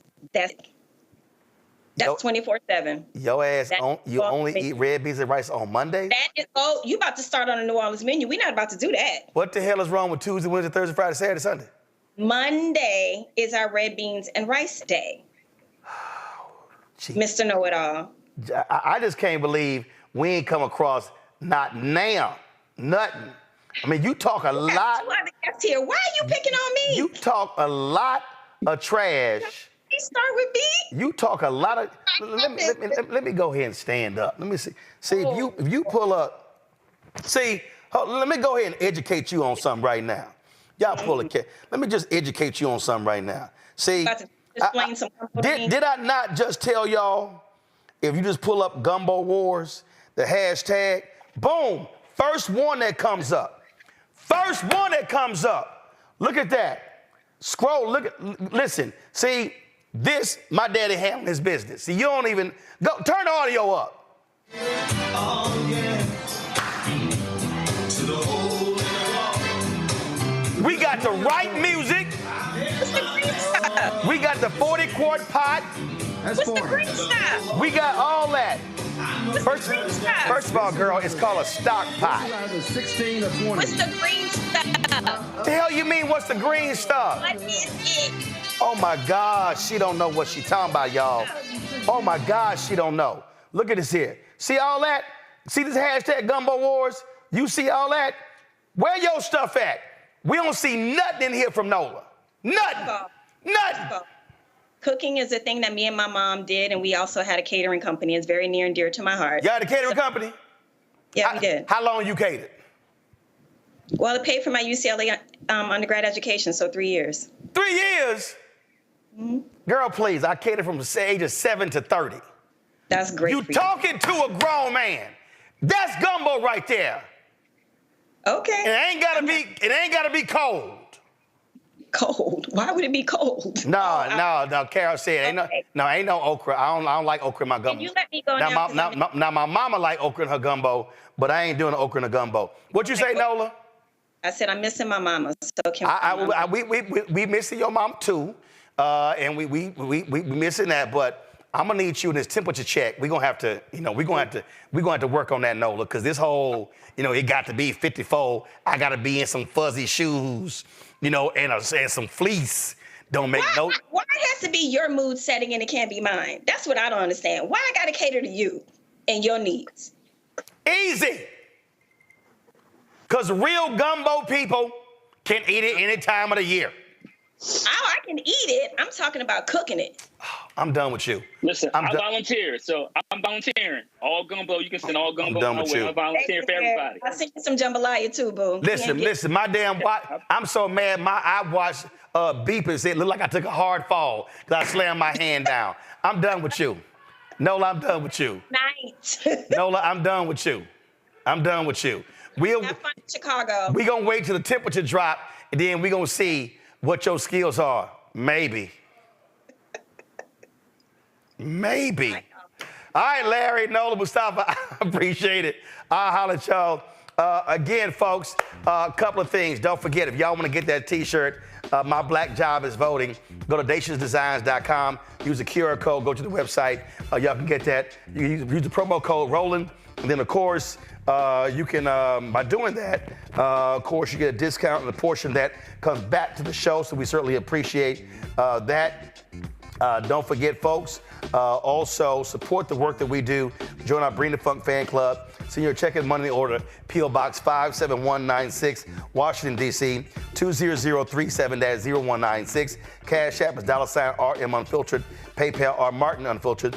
Venmo is RM Unfiltered. Zelle, Roland at RolandSMartin.com, Roland at RolandMartinUnfiltered.com. And of course, folks, I'm going to be in Cincinnati on Thursday, the Black Family Reunion. Y'all come out to Corinthian Baptist Church. So go to myblackfamilyreunion.org to get your tickets. Can't wait to see y'all there. All right, folks. Somebody put on YouTube, Roland, you being petty. Yes, I'm King Petty. Yes, you're right. And then let's see here. Somebody said, I don't like andouille sausage. It's nasty. That's 2B Black Native. Well, make your own damn gumbo. See, I can't stand Negroes like that. See, y'all, some of y'all are some special Negroes. See, y'all are the, is that beef sausage? Is that pork sausage? Is there seafood in there? Let me explain something to y'all, okay? All y'all special gumbo Negroes, we make a little bitty ass pot for y'all, okay? A little bitty ass 1 quart pot for y'all, all right? So we make gumbo for regular people. I don't know when black people had to start eating all this special ass food. We don't make no gluten-free damn gumbo, okay? Just letting your asses know. Ain't no gluten-free gumbo, all right? So if you want some gluten-free gumbo, call Nola. I ain't helping you out. I'm just letting you know, okay? It's gonna be some damn chicken in there. It's gonna be some damn andouille sausages in there. And it's gonna be some damn shrimp in there, okay? All right, and you want some okra? Look, make this a little okra on the side and dump it in your bowl. But we ain't doing all that. So just letting y'all know. All right, I gotta go. I'm hungry. I'll see y'all later. Holla! Folks, Black Star Network is here. Hold no punches! I'm real revolutionary right now. Black power. Support this man, Black Media. He makes sure that our stories are told. Thank you for being the voice of Black America, Roland. Stay black. I love y'all. All momentum we have now, we have to keep this going. The video looks phenomenal. See, there's a difference between Black Star Network and Black-owned media and something like CNN. You can't be Black-owned media and be scared. It's time to be smart. Bring your eyeballs home. You dig?